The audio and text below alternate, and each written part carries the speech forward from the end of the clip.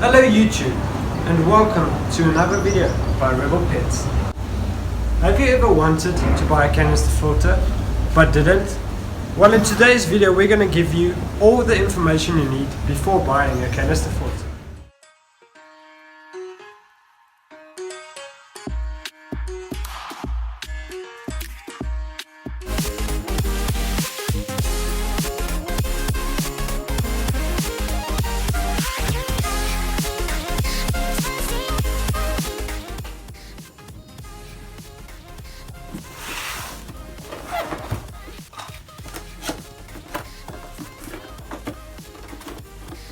We're going to do the unboxing of the SOBO aquarium pump SF-650, and we're also just going to check how to set it up and how to put the piping together for it to fully function. So you get this, which is your piping, and you get the actual filter, which is your filter, and then this box you can just keep for storing purposes.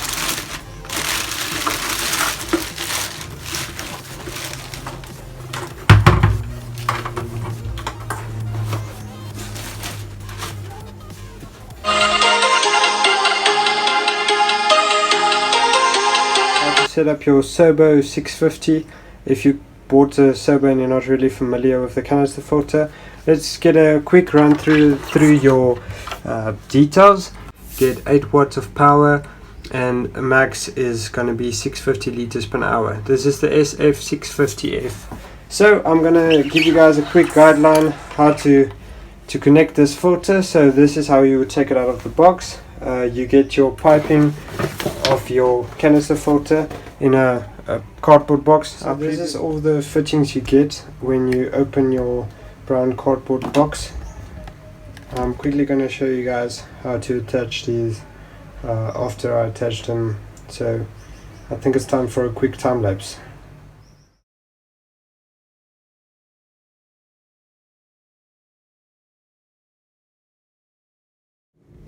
So if it is your first time buying a canister filter and you're like, I spent like 800 bucks on a canister filter and I don't know how to connect it, don't worry, Rebel Pets is here to save you.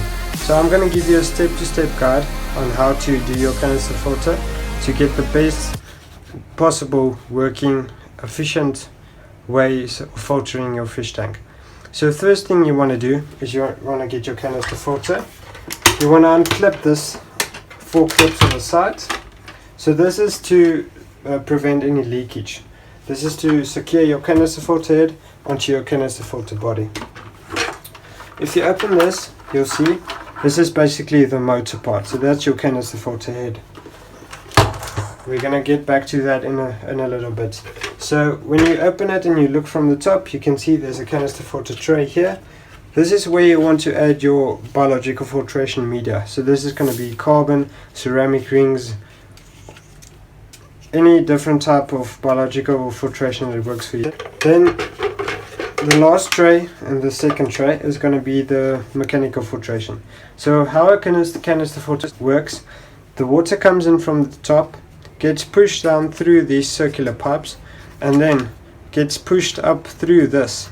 So the water goes through these little trays and it comes in through here. So what happens is it gets pushed down to the bottom of the filter, which is going to be there, and then it starts pushing up through your media. So this is going to be the mechanical filtration, where all of your solids like your fish food and undissolved fish waste or bioload is going to come through. You can rinse this per week if you really want to, if you want to polish your water and get your water clear. So we're going to install that back in there. If you want to, you can add some ceramic rings, but it's preferred that you add nothing more than the scrub, because if these trays are not perfectly flat on each other, there is a big possibility that it's going to leak. Maybe ceramic rings or charcoal. I'm just doing a preview, so I'm not going to be adding anything because we're not going to use the product. And then what you do is you want to secure your canister filter head, but you want to double check that there's no gravel or sand, or you don't want any pieces stuck in this line where the seal is across, because if there's just a little bit of imbalance in it being clipped down, then it's gonna leak. So you take this and you fit it in that hole. You make sure it's seated properly in there. You clip it, crossover clips, 1, 2, 3, 4, and then this is where you get now. This is a very nice feature of this pump. You can get a quick shut off and a clip off, so you can clip out your pipes. So we're gonna connect the inlet, which I previously set up, where it says in. Okay, if you guys can see there. So you just secure it by pushing. A little pressure is fine. If it's too slim of a pipe, maybe add it in hot water to stretch it a bit. And then you turn this in the opposite direction, which is going to be lefty-loosey, to secure that. And then you take your spray bar, which is going to be your output, and you put that where the out is. So after we have done that, it is recommended to hold on to this, because you don't want to break your new canister filter. So if it's secured, then you turn it again, lefty-loosey, wrong direction, anti-clockwise. Then you can just, there is 2 seals here which you can replace them. So then you want to fit it again.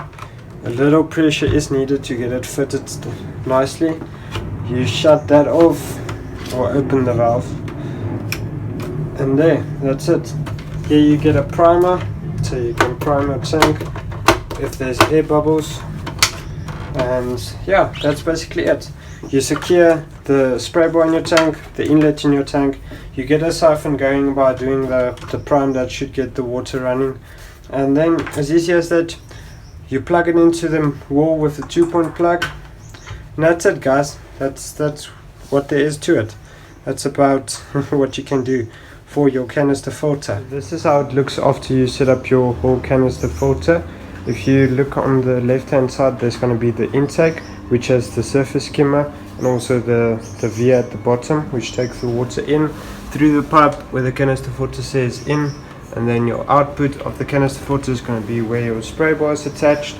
So if we look more closely, you get your surface skimmer, which floats at the surface of the water, which takes anything that floats on the surface away and sucks that up to your mechanical filtration. Then you get your main water source or intake there, and that flows down into the canister filter. It gets filtered inside, it gets pumped back up by an impeller coming through here.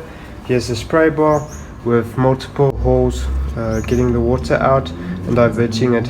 You can also add your spray bar to this side of the tank, then get the agitation on the surface through the whole tank, or get some fresh water pumped up through the length of the tank. So this is the SF-650F. You also get different makes and models. You get the 1000, which we have in stock, and you also get the 1500, which we have in stock with the UV filter.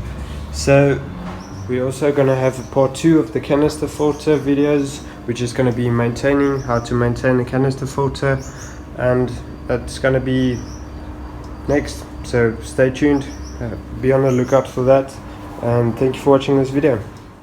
Thanks for watching this video, guys. I just want to also thank you for your support. It's been amazing. Thank you for the comments you've been leaving. If you have any information, please leave it down below, and yeah, enjoy your day.